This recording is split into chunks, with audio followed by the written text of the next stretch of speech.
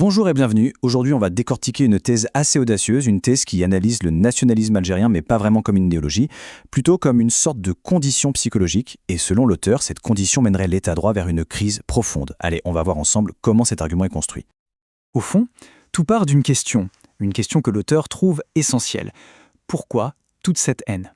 Pour lui, la récente vague d'hostilité en ligne, ce climat qu'il décrit comme paranoïaque, ça ne peut pas être juste une simple rivalité politique. Non, il faut creuser plus profond que ça. Alors pour appuyer sa thèse, l'auteur commence par identifier ce qu'il appelle des symptômes. Ce sont des indicateurs bien concrets qui, d'après lui, sont les signaux d'une crise bien installée au cœur de l'État algérien. On va regarder le premier de plus près. Premier symptôme donc, l'économie. L'auteur affirme que les dirigeants algériens auraient gonflé artificiellement leur PIB de près de 40%. Pour lui, ce chiffre est juste irréaliste. Il rappelle que même la Chine, au sommet de sa croissance, n'a jamais affiché des chiffres pareils. La question c'est, comment un tel bond serait-il possible ? L'auteur pointe deux mécanismes. D'abord, intégrer le secteur informel dans les calculs. Ensuite, manipuler le taux de change pour renforcer artificiellement le dinar face au dollar. Le résultat, selon cette analyse, c'est une croissance du PIB en dollars qui ne correspond à aucune production réelle supplémentaire. Au final, c'est juste un jeu d'écriture comptable, quoi. Deuxième symptôme avancé par la thèse, la démographie. Et là, l'auteur pointe un truc assez paradoxal. Normalement, quand un pays se développe, la fécondité baisse. Or, en Algérie, c'est l'inverse. Elle est repartie à la hausse, jusqu'à atteindre 3 enfants par femme. Pour l'auteur, c'est un signe clair, un marqueur de régression sociale et économique. Et enfin, le troisième symptôme est diplomatique. La thèse énumère une série de ce qu'elle voit comme des échecs cuisants. Le refus d'intégrer les BRICS, une perte d'influence évidente au Sahel, l'incapacité totale à empêcher la reconnaissance internationale du Sahara marocain. Pour l'auteur, c'est clair, chaque point est une preuve de plus que le régime perd pied sur la scène mondiale. Bon, on a vu les symptômes, maintenant l'auteur passe au diagnostic. Et selon lui, le vrai problème ne se trouve pas dans la gestion d'aujourd'hui. Non, il faut remonter bien plus loin aux fondations même de l'État algérien moderne. Le concept clé, ici, c'est ce qu'il appelle les traditions d'État. En gros, c'est toute la culture, la mémoire, l'expérience de gouvernance qu'un État accumule sur des siècles. Et la thèse centrale, elle est là. L'Algérie, en tant que construction post-coloniale, serait dépourvue de ce lourd bagage historique, contrairement à ses voisins. Et pour bien faire comprendre cette idée de manque, il fait un parallèle avec l'Europe du 19e siècle. Il rappelle que des nations qui se sont unifiées sur le tard, comme l'Allemagne ou l'Italie, ont développé un nationalisme très agressif. Pourquoi ? Pour compenser leur manque d'histoire commune et souder des peuples divisés. C'est précisément cette dynamique qui, selon lui, serait à l'œuvre en Algérie aujourd'hui. Et tout ça, ça nous amène à une phrase, une citation choc de l'auteur qui résume parfaitement son argument « Si le Maroc n'existait pas, l'Algérie l'aurait inventé ». L'idée derrière, selon la thèse, c'est qu'en l'absence de ces fameuses traditions d'État pour unifier le pays, le régime a absolument besoin d'un ennemi extérieur. C'est ce qui maintient sa cohésion, ce qui justifie son pouvoir. Et ce rôle, ce serait le Maroc qui le jouerait.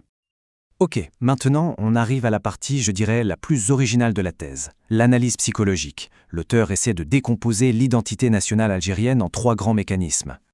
Le premier mécanisme qu'il identifie, c'est la victimisation. L'idée, c'est que l'identité nationale serait entièrement construite sur un statut de victime perpétuelle, victime de la colonisation, de complots étrangers, etc. D'après l'auteur, cette posture permet de toujours justifier les échecs par des causes externes et de réclamer des droits sans jamais avoir de devoirs, en s'appuyant sur des symboles très forts comme celui du million de martyrs. Et cette posture de victime, selon la thèse, ça alimenterait un deuxième mécanisme, le narcissisme collectif. La logique serait un peu « puisque nous avons tant souffert, nous sommes forcément un peuple exceptionnel, supérieur aux autres ». Et ce narcissisme, explique l'auteur, a besoin d'être validé en permanence et ne supporte aucune critique, perçue immédiatement comme une agression. Et enfin, troisième et dernier mécanisme, l'invention de l'histoire. Pour combler ce que l'auteur perçoit comme un vide historique, l'État s'inventerait un passé mythique, un passé grandiose. L'auteur utilise une image forte, c'est comme un enfant qui ne connaît pas son père et qui s'en invente un héros. De la même manière, l'État s'attribuerait des empires passés ou des inventions pour se construire une légitimité. Alors là, l'auteur insiste sur un point qu'il juge essentiel, la différence entre nationalisme et patriotisme. Le patriotisme, tel qu'il le définit, c'est un amour serein de son pays, une confiance tranquille dans son histoire. Pas besoin de se comparer. Le nationalisme, au contraire, serait agressif, réactif. Il se construit toujours contre un autre. Et dans son analyse, il place l'Algérie du côté du nationalisme et le Maroc du côté du patriotisme. Bon, après ce diagnostic historique et psychologique, quel est le pronostic ? C'est la dernière partie de la thèse, on se penche sur l'avenir du régime algérien tel que l'auteur le voit. L'idée centrale ici, c'est que le régime serait un peu au pied du mur, qu'il n'a plus beaucoup d'options.